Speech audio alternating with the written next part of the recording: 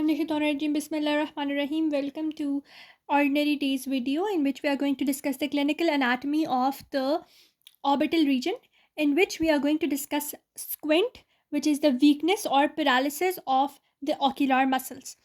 It can be a concomitant one, it can be paralytic one. The concomitant one is a congenital case, that is, it is developed since childhood. Because it is developed since childhood, so there is no limitation of movement and there is no diplopia or double vision. But the paralytic one, since it is developed in adulthood, therefore we have limited movement because our eyes are not developed according to that way. We also have double vision. We can have the head tilted towards the region where the paralysis takes place, because it is a adulthood condition and our body does not know how to cope up with it. So to cope up with the condition, our body moves towards, our head is tilted towards the direction of the paralyzed muscle.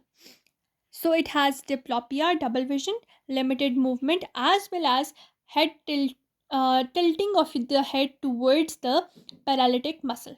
Now we have nystagmus. What is nystagmus? It is like the oscillatory or vibratory motion of your eye, which is involuntary. It is not in your control, and it produces incoordination of the ocular muscle, and it also produces double vision because now your muscles are not coordinated.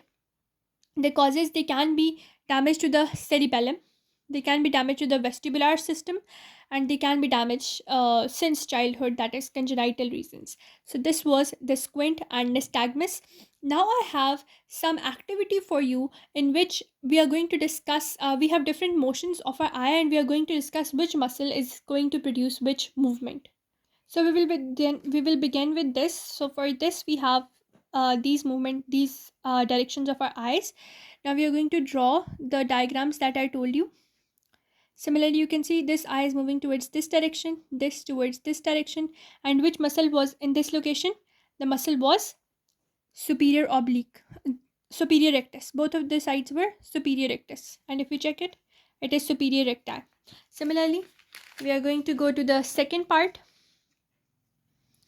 Over here we are going to draw the muscles. Let me flip the paper. We are going to draw the muscles over here. This one, this one. Movement is in the lower panel. The muscle on the medial side in the lower panel was inferior rectus. So inferior rectus on both sides. Now let us guess this one. So if we draw the muscles, our eyes like this, which quadrant is this? In the lateral upper one, which was inferior oblique. Coming to this side, which quadrant is this? Medial upper one, which was superior rectus. Let's have a look. This one inferior oblique and this one superior rectus. Now coming to this movement, over here like this, over here like this. Which quadrant is this? Inferior lower one. This was lateral inferior quadrant, which was supplied by superior oblique. And this is medial side but lower quadrant, which is inferior rectus. Let's see. Superior oblique and inferior rectus. Let's come to this location. What is happening over here? We have this one, we have this one, but in both the directions we have elevation, and elevation was in both the quadrants. And in the medial quadrant, elevation was produced by superior rectus, but in the lateral quadrant it was produced by inferior oblique. So in both the eyes, superior rectus and inferior oblique is producing this upward movement. Let's see. Superior rectus and inferior oblique. If you just know the quadrants, you can do anything. Let's come over here. Both of the eyes are looking downwards. Now downward movement was produced by which two muscles? On the medial side it was inferior rectus, but on the lateral side it was superior oblique. So in both the eyes we have inferior recti and superior oblique. Now look over this eye. In this eye, the eye is looking towards the lateral side, but this eye, the eye is looking towards the medial side. So over here we have the medial rectus, over here we have the lateral rectus. Let's see. Lateral rectus over here, medial rectus over here. Now coming to our last activity in this eye movement.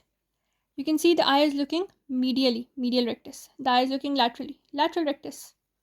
So medial rectus over here and lateral rectus over here. So with this mechanism, the mechanism that I told you to classify the eye, on the medial side it will be medial side superiorly, superior rectus, medial side inferiorly, inferior rectus, lateral side superiorly, inferior oblique, lateral side inferiorly, superior oblique. On the lateral side the obliques are there, so they are going to flip over the superior and inferior sides. And on the medial side, medial rectus and lateral rectus are very obvious. If you remember these with this diagram that we studied in the previous video, you can do each and every movement very clearly. I hope you understood each and everything that I told in the past two videos. One was the muscles of the eye, the extraocular muscles, and second is the clinical anatomy. We will meet in another video with another concept, crystal clearing each and everything with some good quizzes as well. Inshallah, meet together. Please like, share, and subscribe to my channel if you like this video and find it helpful.